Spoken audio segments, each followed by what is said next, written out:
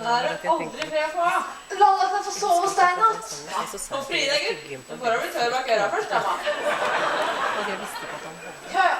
Få gå og legge meg og sove, Frida.